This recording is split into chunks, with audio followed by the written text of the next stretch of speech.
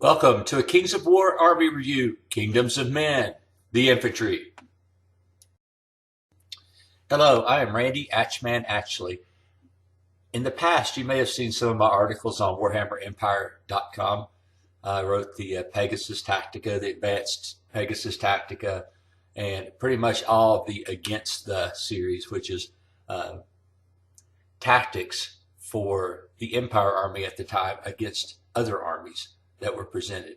So I'm hoping to parlay my skills in that to help you guys out with the Kingdoms of Men with an army review. I'm joined by my friend Sean Racticus Dietrich. Sean is a renowned painter and a frequent contributor to Warhammer Empire back in the day, and privileged to have him as a friend and to help me with this army review. All right, Sean, what made you choose Kingdoms of Men? Well, Randy, like a lot of people, I got started doing Kingdoms of Men because I was an old Warhammer Empire player. But I've always liked the idea of just playing the most generic possible list because I want to, if I win the game, I want to win the game because I sort of outfought something more interesting or complex than I was, and not because I had an army they couldn't beat. And I feel like Kingdoms of Men is an army everyone can beat. I played Space Marines, Ultramarines, and 40K for the same reason. But I also just really got into the look, the kind of Italian Wars look during the Warhammer days, and that interest stayed with me into Kings of War. Well, I think for me, is back starting in early Warhammer days. I really liked the models. I was really intrigued by the fact that one night or two nights you can charge something and break it in that system.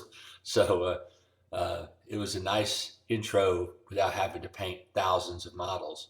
That you could paint a limited number of figures and play. But I really liked the Empire models from Games Workshop, especially the Knights Panther. I still have the first one that I painted. So that was kind of my interest in Kingdoms of Men, mostly the models, more so than anything else, at least to start. Yeah, I'm going to interrupt. I think it's funny you mentioned Knights Panther because that was actually the Knights Panther Grandmaster model I saw painted in some White Dwarf or something, and I just thought that was the coolest thing I'd ever seen. And so my first unit, even though I ended up doing a Reichland army that wasn't really about them, my first unit I painted of these guys was Knights Panther. Okay, kind of turning to third edition as a general idea. Do you think it helped or hurt the Kingdoms of Men? I haven't played as many third ed games as you have, but to be honest, I think it helped. I think what we saw before was that we had some units that, the pricing may have made sense when you look under the hood. You're paying this many points for this stat or whatever, but when it came down to it, they just weren't that great on the battlefield. Like the sergeants, they're okay. They have a good use. You're just paying a little too much, and it's hard not to think about. You don't want to get nickel and dimes with these units, and so there were a lot of things you just couldn't take. And I think they've filed the rough edges off of a lot of some of these things, improved a couple, and as for how that fares against the rest of the armies, obviously, how good we are is only a question of relativity to everyone else. But I think it's been helped quite a bit. Yeah, I think overall it's helped. There's a couple of units that are questionable, but they were kind of questionable before as far as their overall usefulness in the list. Yeah. The third edition, the rules themselves, I have no issue with. I've played them a few times now. I've not really seen anything that hurts anything. Now the overall list thing, some of the magic items and things like that did change, but the basic core rules, I think if anything, it's probably helped the Kingdoms of Men, just because of cleaning up some stuff that was in the game. Agreed. All right. Do you think that this is my controversial question of the day? Do you think Mantic persecutes armies that they don't make? No. I think some players persecute people that don't buy armies that Mantic makes. Kind of like an over jealous boyfriend that's coming to the rescue of someone that doesn't need his help. I feel like they have very, very subtly done things to encourage their own figure sales, which are very fair. You know, when they rolled out the army list this time, all they did is they put the armies that they had support for in the first book. And the second book came out like a month later. Is it really asking that much of them to not do that? You know, a little going off the script, but you know, my job, I'm a government employee, and our slogan at work is "Do the right thing for the right reason." But the truth of the matter is, sometimes there are two right things, and one of them looks better politically, and one of them doesn't. One of them also helps you, and one of them doesn't. And when they're both legitimate options, there's no reason a person can't pick the one that's also good for them. I feel like that's what Mantic does. I feel like they've sort of kept to their core. Everyone's afraid that they're going to become more predatory, and I just don't think that they have. I think that they've made some choices that favor them a little. They try to push new units. I just don't think that it's risen to the kind of manipulative level you see in some big companies that won't be named. Well, I mean, I think the other thing too is that, you know, we saw with the further expansions that just because those units are not in the current list do not mean that they are gone forever. You know, I mean, we saw that with, like I said, we saw that with where they added units back in, where they modified units that were either too powerful or not powerful enough. And I think they respond. I mean, probably not as fast as you know, as we as players want them to respond. But I do think they do respond. I mean, we've already seen an FAQ right off the bat for third edition, so that tells you that they are interested in keeping their clientele happy. And initially, I had a pretty negative view of some of the stuff, but now I've kind of came around to your end where it's everything seems, oh, I get it, it's no big deal. So Yeah. that's kind of where I'm at with them. I know some of the armies, you know, people just think that they hate them. So, Yeah. and if we're talking about elves, you know, I hate them, so I really don't care what happens to them. But anyway, Well, go ahead. you know, Randy, I do think so. Mantic has approached this game in a way that other companies haven't approached their games. You know, in a lot of ways, at least for a fantasy game. You know, we've seen historical games that have the same attitude; they've been successful. But what I think, I don't know, of all things Mantic's doing today, I don't know what they'll be doing tomorrow. Maybe they'll decide that they've made some decisions about marketing they need to change, or be more aggressive here, or be less aggressive here. I don't know what the future will hold, but I think one thing won't change with Mantic, which is it's a company that's committed to actually listening to their customers. I don't think they're ever going to take the position that we'll tell you what to like. They're on the boards constantly. They want to know what people think, and they're responsive without overreacting to it. The players didn't like the way the elves were. Mantic makes elves. People felt like they were kind of cheesy, and they reeled them back. Now, people disagree about whether they reeled them back in the right way or whatever, but they by all right, they seem like they're still playable. They've just sort of changed character a little. That, I think, is what we're getting with Mantic, as a company that is committed to making sure their players know that they're listening to them, even if they don't always give them what they want. And so even if they change this or that in the future about how they deal with models they produce or not, I feel comfortable in this relationship with that company. Good deal. All right, I'm going to switch to actually talking about the Kingdoms of Men, if that's all right. Sure. So what do you think about the new special rule, the Indomitable Spirit? I, for one, I love it. I mean, I can see 100 uses for it that would help my army during a game. Yeah, I'm with you. When I read that on the previews, I guess that Kyle puts out, I was real excited because I think it's exactly what we need. This might be getting ahead of ourselves, but I feel like Kingdoms of Men is an army that kind of has to win by grinding, but the units aren't as big and tough as some of the other grinding armies. We just don't have those deep pockets. So anything that makes us last a little longer I think is really helpful, and it's a good price. The funny thing about that is that many games you'll spend the 10 points and never get any value out of it, because if I've got if it's going to take 5 points of nerve to waver me and 7 to break me, well, you've got to roll exactly a 5 or a 6 for it to matter. Otherwise, I'm dead anyway, or I'm just fine. And the reroll means, though, we don't have to overlap quite as much with our standard bearers. And of course, the getting rid of the wavering, I think, is the best thing. You and me have talked. Just having that to where you can pop it on the next turn after you waver, and it's almost like having Fury or something like that. And how often does that happen? Maybe once a game. So one use is fine. I just don't know you're always going to get the value out of it. So I think if you have to trim a couple points here and there, you could probably take it off. But I kind of default to putting any important infantry unit taking that. So, we talked about the inspiring, but I was noticing in the battle report that I wrote the other day that my one army standard bearer was inspiring like 9 units. So the inspiring part of it probably isn't as good as just the ability to overcome the waiver. I mean, it's nice because you can throw that unit out there on a flank and not really worry about them. But the inspiring portion is with very inspiring rule is kind of redundant. I mean, like I said, it's just so much.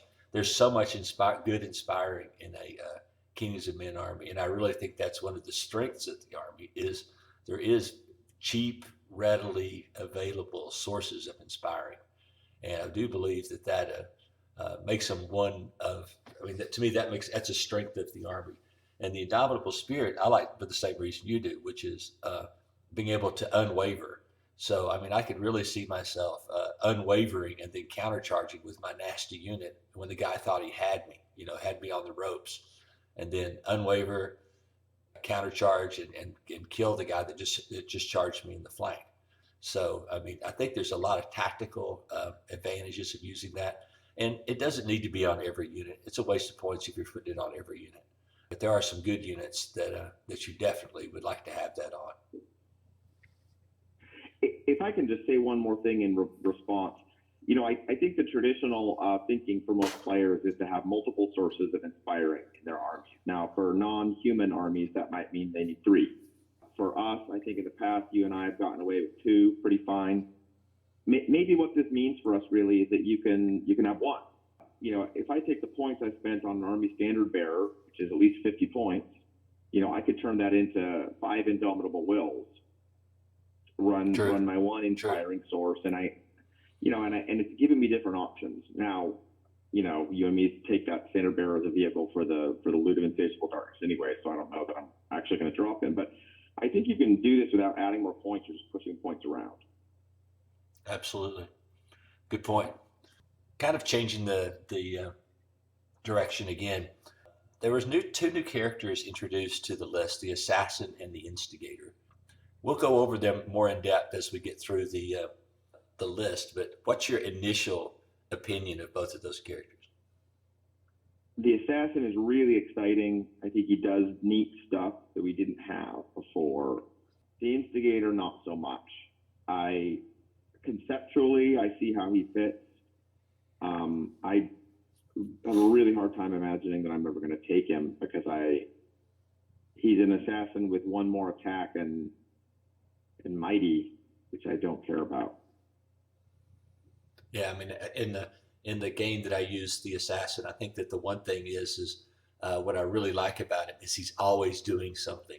He's either shooting or he's fighting. I mean, there's like no useless phase for him. And I mean, to me, that makes him such a versatile character just because of that. Because, I mean, if he had Scout, I think he would be just amazing.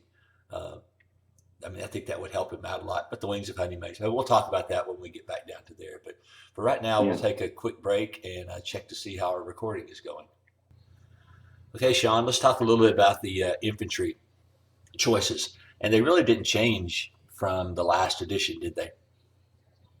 Well, the points changed for Pikes, and they got rid of light Pike. So we have those changes. A couple little point tweaks. that are more suggestions than anything else, and then we lost some troops. But other than that, I agree. So after you've looked at the list, what is your go-to infantry unit now?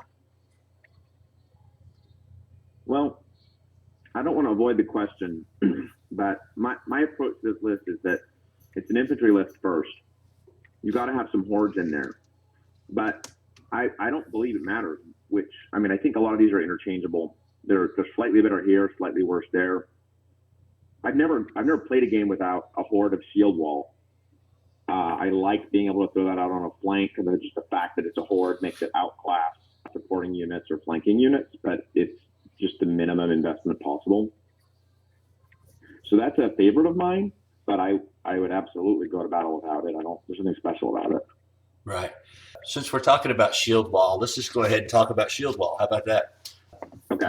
My deal with shield wall is they are the absolute most average infantry in the entire game.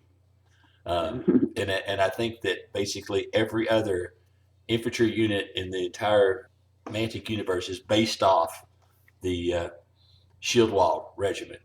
Do you believe that, or am I just blowing smoke? Well, I think that Kyle said that once, kind of speaking for Mantic, and I believe it, because if you look at the stat line, it's completely average. 4 to hit, 4 defense, and so on. But and the regiment is exactly 100 points. It does sort of seem like they started there and built out from there. But I think it doesn't just matter for their design, the history of how they designed units. I mean, I think what it means is that everything is some sort of an upgrade or a downgrade from that. So in addition to being where it all began, it's perfectly average in a lot of ways. Yeah, I mean they won't beat anybody down, but they won't usually get beat up either. I mean, I think that's the advantage of them. And part of the way I use the shield wall is I really like them with the hammer and measured force, just because I like that dynamic of hitting on fours and wounding on fours, and it's so consistent. You can, you could just almost just say you're going to take this many wounds every turn, and I mean that's why I like them. And the fact that they're relatively cheap. I mean, 185 points with measured forces is ridiculously good. Just to say one thing, I tend to put them out on the flank where they're not going to get as much support from my characters, just because I think they're well-rounded. But the hammer is really nice in a position like that because they're the least likely to benefit from Bane Chant.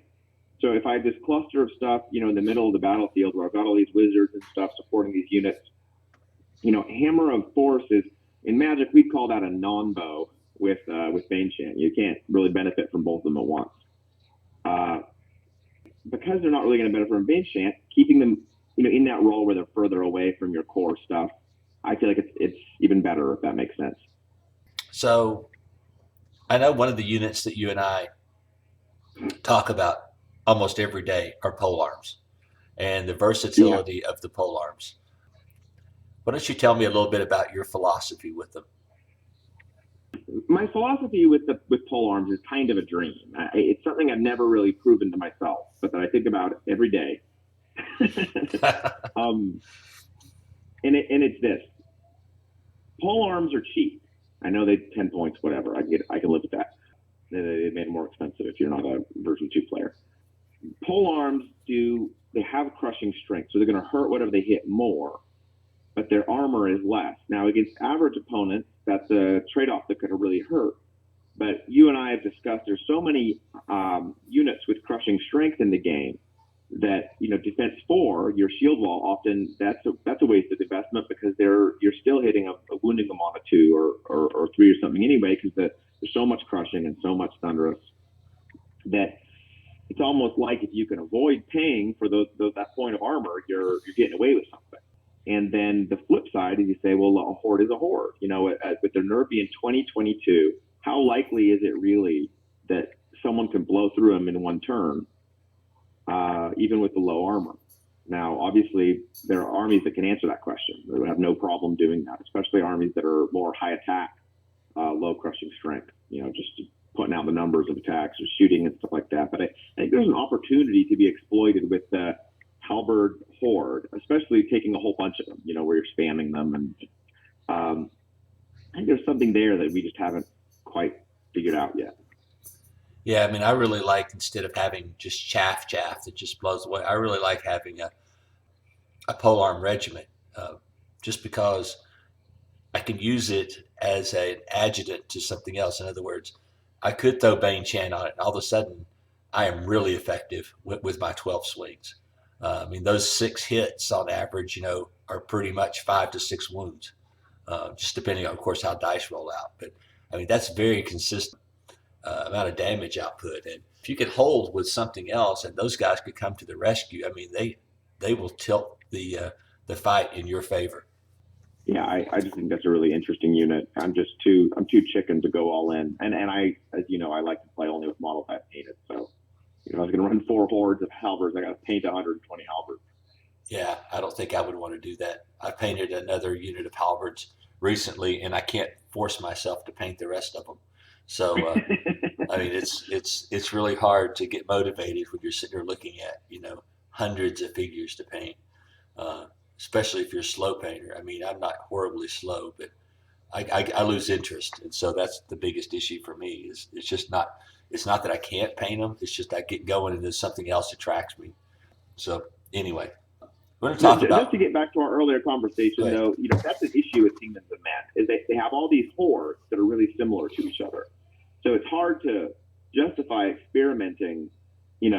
What if all 3 of my foot guard hordes were suddenly 3 halberd hordes? Well, that's you got to paint 3 more hordes to do that, and they fill a similar role. And I would just say to players out there to not fuss over that too much. I mean, you really can have 3 of anything, and it's still going to work. Yeah, I agree. I mean, I don't take 3 of the same word ever. I mean, it's very rare, even with my Ratkin army, that I take more than 2 of anything, just because of the variety, and they have just different roles, just different things that they do.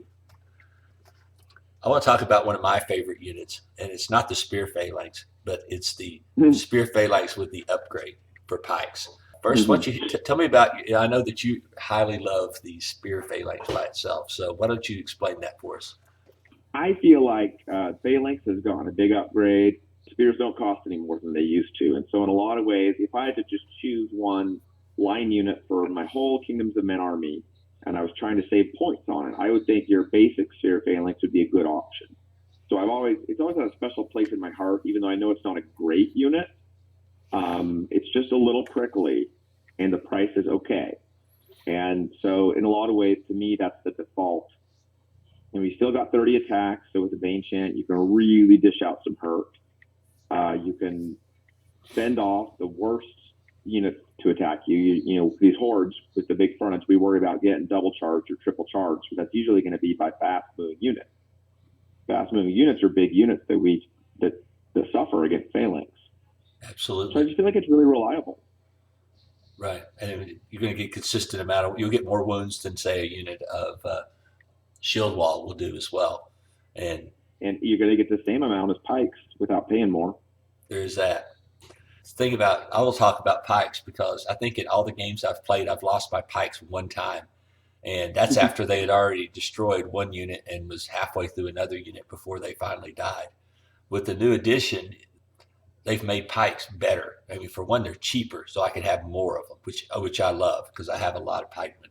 To me, the combination of the Pikes and the Indomitable Spirit is just amazing. I mean, there's no cavalry unit in the game that can charge a unit of Pikes and do anything to it. They're basically No, invulnerable. you say that, but I don't know if you've been charged by mounted sons in third ed. Might be true. I have been charged by those nasty things that the Northern Alliance had, and they just bounced off. And those were goblins with spears as opposed to even pikemen. So Hmm. the phalanx is really, really strong against certain armies. It's so much strong that I think that people are going to actually change their army list to not have so much alpha strike stuff in them because you can't charge in there and live to tell about it. Because I mean, if you've got pikemen or something there, hopefully you've set up an ambush so that you can flank charge whoever they hold up on the next turn. So, but anyway, I mean, pikemen to me, I mean, it's my go-to unit. I know I didn't ask myself that question, but I really like the pikemen as far as a unit that to me is almost auto include. And now with the indomitable spirit, and improved phalanx rules and the ensnare. Oh my gosh! I mean, they've just gotten better and better and better for me. And I want to turn to one of my other favorite units, which is the Foot Guard. And part of the reason they're one of my favorite units is I probably have, what do you think, Sean? 4 hordes of Foot Guard in various forms. Certainly, yeah, for sure. So, give me your opinion of the Foot Guard. Well, the Foot Guard, you got the ones with the shield and the ones with the great swords. I say great swords because that's the Empire version, but two-handed weapons. The ones with the shield, to me, those and pikes are your defensive anvils. And if you want to talk about, I mean, they're different, but in one you're getting the ensnare, and one you're getting the high defense. Either way, it's kind of like a -1 to do something to you. And I think the subtle differences between the two aren't worth talking about a lot. People, shooting is worse against the guys with the shields. Knights are worse against the pikes, and so on. But they fill the same role basically. The interesting ones to talk about to me are the two-handed weapon guys, because they are just ready to rock and roll. They're going to hit on threes. They're crushing strength. Their armor is still a respectable, our other talked about this notwithstanding, is still a 4. And their nerve is good. I just feel like this is a unit that can do it all. It is obviously a more aggressive choice as far as these hordes go. And they're also just cool. I mean, I don't care what miniatures you're using. Whatever unit anybody plops down for two-hand weapon Foot Guard is going to be the coolest one in the army. Absolutely. And just my use of Foot Guard, that I enjoy using the Foot Guard with the great swords with the Brew of Haste, because that way that if I'm fighting other, and just my use of Foot Guard, that I enjoy using the Foot Guard with the great swords with the Brew of Haste, because that way that if I'm fighting other, not so much now with all the wild charge and stuff going around, but I always feel that I can get in the first shot, and we've done the math hammer on it, where if we get the first shot or the first group of swings, we will outlast the most other infantry units grinding with the Foot Guard. So that makes them a good choice as well. What do you think about Indomitable Spirit on them? Oh, I would definitely take it on that unit, especially the great swords version. They are a little more vulnerable. I mean, they're not that much harder to kill than Shield Wall. So you want to bolster them up a little. And in fact, I would even think about giving them Aegis of the Elohi or Sanguinary Scripture, just to maybe get the equivalent of 1 or 2 more nerve out of the unit. I agree. I mean, the last list I made, I gave them Sanguinary Scripture. It just seemed like a no-brainer to go along with our other abilities. I mean, I think that the big thing, and I'm going to digress a little bit from everything, since we've already spoken about the 4 main infantry units, is I really like the fact that there's kind of a junior and senior or aspect to all of them. I mean, if you need Foot Guard in your army, you can kind of take Shield Wall and give them something to make them close, right? Yeah, well, we've talked about this. You and I both see the Kingdoms of Men kind of in the same way, as primarily an infantry, grind line with really good supporting units. And I know there are going to be people out there that don't play it that way, and you certainly don't have to. But we both, you might want to discuss this later, but I think we both see that as the best way to play Kingdoms of Men and the way that's most interesting to us. Sure. The question, though, is do you want to save points on your battle line and get better toys, or do you want a really elite battle line? And that, I think those are both legitimate approaches, but it does seem like you've got the elite version and the discount version of virtually everything for your infantry. Like you're saying, the Foot Guard, the great swords, the discount version is just a Shield Wall, maybe with the Brew of Strength. Right. And to just kind of keep on the same conversation, you've got your Polearms, which we've talked about as a discount aggressive option. Well, you want to spend a few more points, you could get a Horde of Fanatics. If you liked the spears, but you just think that You need a little bit more meat in that line. Well, you've got the Pikes. And the difference in points isn't humongous between these kind of junior and senior versions of these units that fill the same roles, but you do it to 2 to 4 hordes, that's a couple hundred points. It really does add up. Sure, absolutely. So I like that you can kind of pick how you approach that. All right. We'll come back to the strategy aspect of this in just a little bit, probably toward the end. We still have 2 infantry units to talk about. Oh. What about militia? Now, I've had mixed success with militia hordes. The thing is my philosophy on a horde a lot of times is it's still a horde. Usually things do not blow through them in one go. Now, I have seen hordes that people blow through in one go. But even militia, though, just because of their morale and the proximity of so much inspiring in the Kingdoms of Men army, can usually hold out for a turn or two, don't you think? I do think so, and I think you make a good point. Is no matter how weak they get, they're a horde, and they have a horde's nerve, and they're so pathetic. But you still have to have enough attacks going on that unit to get to that number. If you guys are a bunch of Croxigors or whatever they call them anymore, patrols and stuff attack. You don't like that. I mean, yeah, every swing will hit and every hit will kill, but you got to kill more of them than you were thinking. You can't get to 22 that way or whatever it is, 21. That they last. And so, I was just talking about your discount of a discount. This is like your most discounted horde. If you just wanted something that was that the other guy couldn't totally confidently blow through, but you didn't expect it to do anything at all, you've got like your junior of the junior horde here. I just personally have never had any interest in them because I always want my units to be able to hurt something in return if needed. And we've seen this with the militia troops and militia regiments. They'll get, time and time again, they'll get this opportunity to charge someone's flank and hitting on 5s. It doesn't matter if you double their attacks or triple them, they just won't hurt anything. Right, absolutely.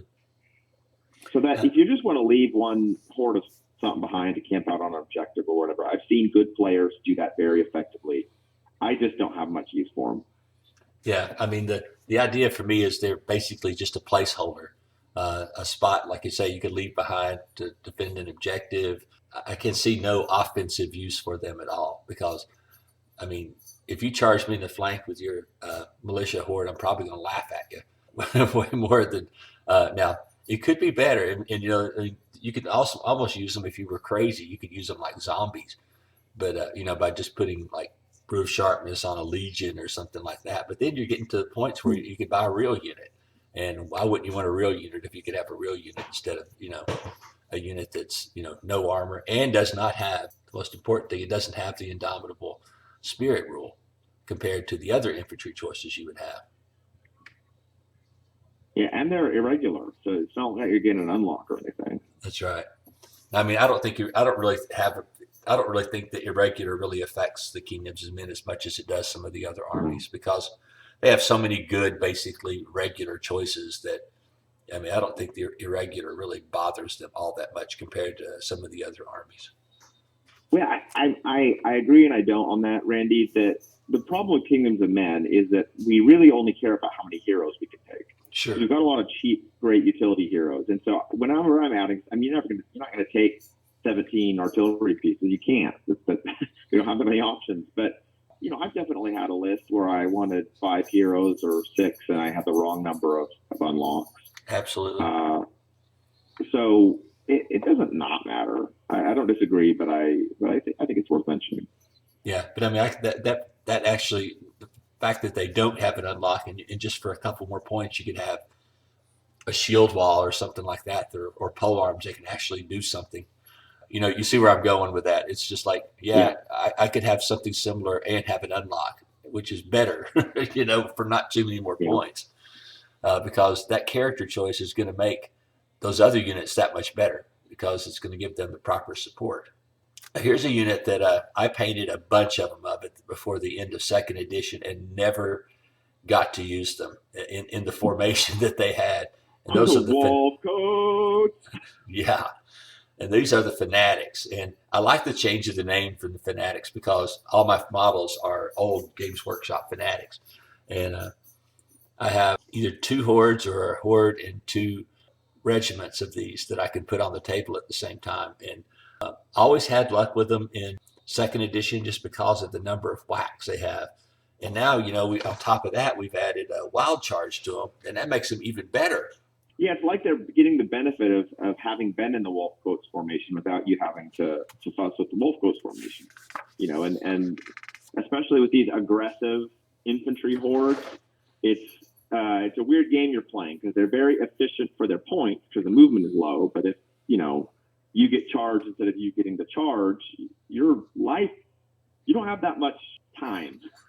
You don't have that many rounds to take a beating with these halberds or the Fanatics because your armor's so bad, you're going to die fast.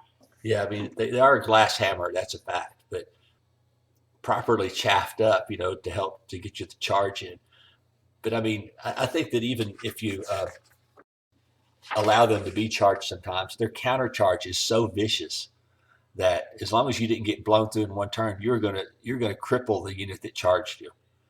I mean, especially if you chunk Bane Chan out, oh my God. I mean, you will just eviscerate whoever you're fighting. The question is, can I survive that one turn?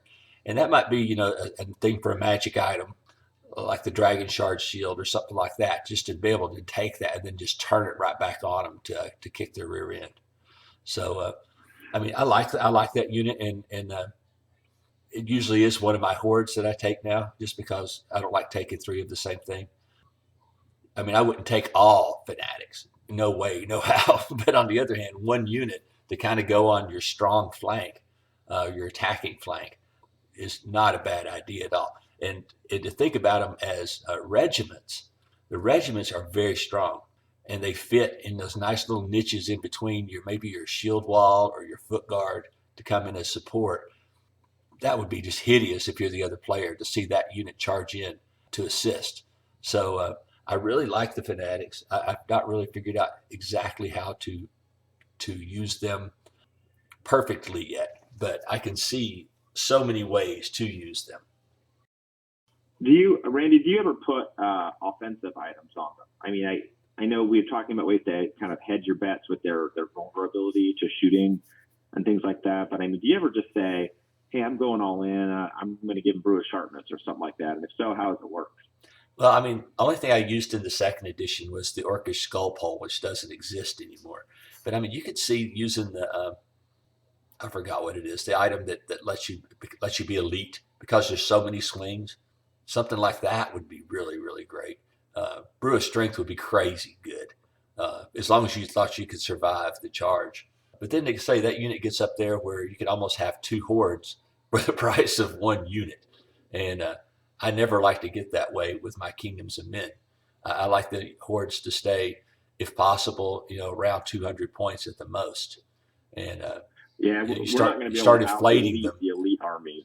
So I agree. Yeah, you're trying to out elite armies that already do that better. So anyway, all right, I'm back. So let's talk about ranged infantry. Now, in second edition, I never used it, even though I own tons of crossbows and tons of handgunners. Not so many bowmen, but I still own, probably 40 bowmen.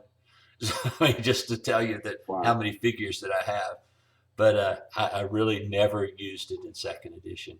Can you tell me any reason you would want to use it in third edition? No. No.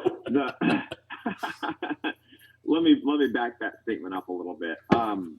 In second ed, there was a little bit of a reason to think about taking hordes of crossbows or handguns.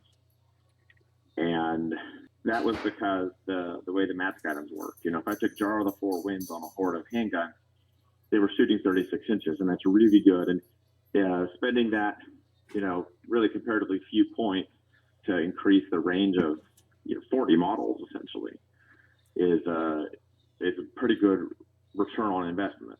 Even then, I always thought that unit was a little bit of a trap because of the way that disruption works. One Pegasus, one little flyer hits them for 1 wound, and then all of that investment is wasted.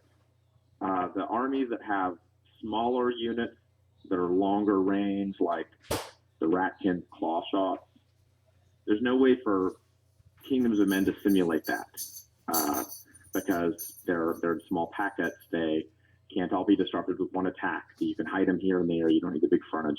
I always thought the Horde was not great, and people still use it. I think there's a logic to it. I just think that it's really easy to counter. I think a good player will counter it easily.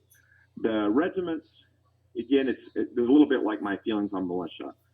A regiment of shooters, you can stick back on some objectives, and you're getting benefit from the unit strength, while them also being able to shoot could maybe contribute to the fight a little bit, or help them protect themselves a little bit. Your mileage may vary with that. I don't think it's a stupid thing to try, but I'd spend my points I'd rather spend my points on units that can both be in the front lines of the battle, pushing the enemy's resources down, and to be able to claim an objective at the end if it's all the same. All right. So with that said, which one statistically is the best choice? If you had to take them, take them. The rifle hordes. I mean, there's an economy of scale with the hordes, and the rifle horde's great. And when you get down to the troops, the regiments just aren't that good because you don't get that many extra shots from the ranks. So they're the least efficient in terms of the shooting. The troops really aren't bad. They're not that much less efficient than the hordes, and they offer different things. So if I just said I'd take the horde, but if I had to take them, really, I would take troops because they're more expendable, and I would take the crossbow troop, even though it's slightly less efficient than the rifles against most targets. I still think it would be a little bit more like chaff or a distraction, and so I'd rather just save the 15 points than it's like it'd be like a managerial accounting mistake to like think that every my points buy at every unit has to be as efficient as possible, in the context of only that unit itself. I don't care that the rifles are a little more efficient for 95 points than the crossbows are at 85. What I care is that I'm trying not to spend that many points on a unit like that. Sure. So crossbow troops or rifles horde are the two most interesting to me. Now, the archers are a little bit of a different conversation because they're really cheap, and at 75 points, and with us having lost some of our good chaff options, I think that bowman troops can offer a little bit of a ranged threat and be sort of a throwaway speed bump at an acceptable price. Haven't you experimented with that, Randy? Yeah, I used a couple of troops of bows in my last game, and I have to say I was relatively impressed with them. I mean, they're not going to sit there and just shoot somebody to death, but they are really good for plinking away like that one wound. Once you've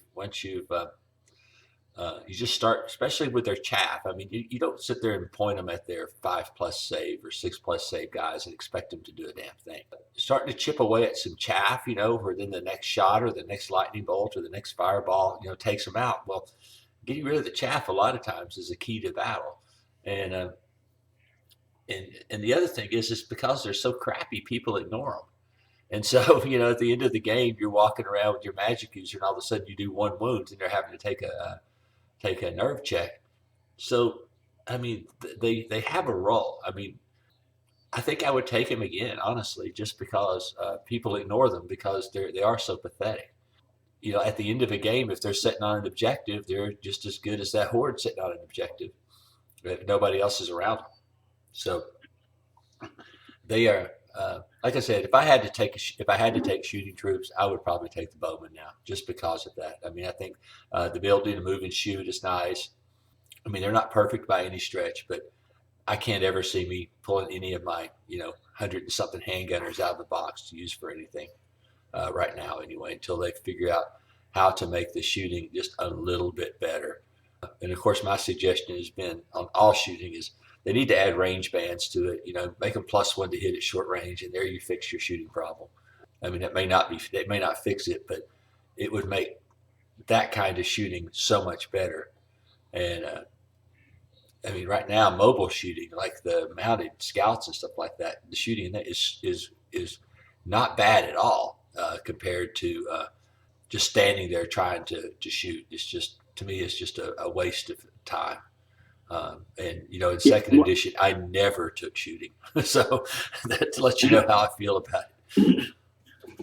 well, just for those of you who don't have your book out or who aren't regular Kingdoms of Men players, one of the issues here that we haven't mentioned is that all of the shooting infantry have 5+ to hit ranged, and nothing that mitigates that for minuses.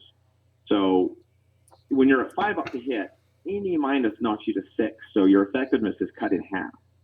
And for the how often are you not shooting through some kind of cover? Right. I feel like 2/3 of the time or more, there's a minus, and so when you're that close to the edge of falling off your D6, so to speak, you're penalized so much for the slightest little bit of disruption. And I know they gave pot shot to the guns and the crossbows, but that's a trap. I mean, -2, you're going to be shooting 4 shots on 6s, and that's just the issue here is when these units are so bad at shooting. I think the best thing you can get out of them is to do a single wound and force a nerve check. I don't even know that you're going to get the 1 wound with a lot of these. So with the mounted options and the artillery having ways to mitigate those minuses because of, I know we'll get to them in a minute, but because of the steady aim and the cannons ignoring cover and the ballista hits on the 4, everything else can deal with a little bit of disruption, and the foot infantry just can't, and they have the shorter ranges. So to me, they really are just kind of dead to me, except for an experimental thing or one throwaway guy on the flank or maybe these bowman troops. Yeah. I mean, like I said, I never used it in second edition, and I was just almost laughed at the person who did, because I know that you could have that horde, but I could have a horde of shooters, but I could have this horde of whatever that's way better, in the long run. Your horde of shooters is going to be, and plus, there. I mean, back in second edition, there was units that had stealth, and that really made the shooters useless. You could just walk right up to the shooting unit and kill them. Individuals can do the same thing. You and me had a game, Ratkin versus Kingdoms of Men in second at a tournament, and I had a unit of arquebusiers, they called them then, crossbows with rifles, on a hill, and you had a unit of blights coming across the valley below to them. And in army terms, it's like you're in the kill box. And you, for some reason, you couldn't move quickly. I don't remember what it was, but I got at least 3 turns of shooting, and I just did nothing. I mean, it was right. 1 or 2 wounds a turn or something. I mean, you're shooting at a horde, so I'm never going to, get you to actually rout. And it was really demoralizing. In a lot of ways, it was the perfect scenario where I just had this slow-moving infantry with low armor just walking into my bullets, and it just didn't matter. Right. So that was pretty eye-opening for me. Yeah, and the thing is if I would have just had something with the wings of honey maize or a hack paw hero, all I had to do is charge it out, and your horde would have been totally negated as well. And that's the sad thing right there, is that, like I said, I'm back to just, I don't want to take shooting like that. I mean, I think the mounted shooting and the artillery shooting is so superior to messing around with ranged infantry right now and they may readjust that. And like we were saying earlier, they do listen to people, and I think that maybe they will go ahead and figure out some ways to fix ranged infantry without making it totally over the top. And that's the hard part of game design, is making where you have to fight to win the game, as opposed to can just sit back and shoot the heck out of people, because nobody wants to play that game. I mean, I don't want to play that game personally, but yeah, I'd rather shooting be weak than shooting completely dominate. It's just that in a perfect world, I'd have a little bit of both. The shooting can be an interesting tactical complication, or a strategic choice that's valid without being so good that it overtakes the game. And it's always tough to do. Where I love D6 games, but changing outcomes by a single pip has a sweeping effect on the game. So they have to be real delicate with the way you do it. Little subtle rules changes and stuff. Sure. Well, I hope you enjoyed Sean and I's review of the Kingdoms of Men Infantry. we are currently working on the cavalry and some of the other units, and we'll release those in sometime in the next few days. But just try to get as much information out there, at least on our philosophy of using infantry in Kingdoms of Men. And hopefully this will help you a little bit in your army design, and hope you get some victories.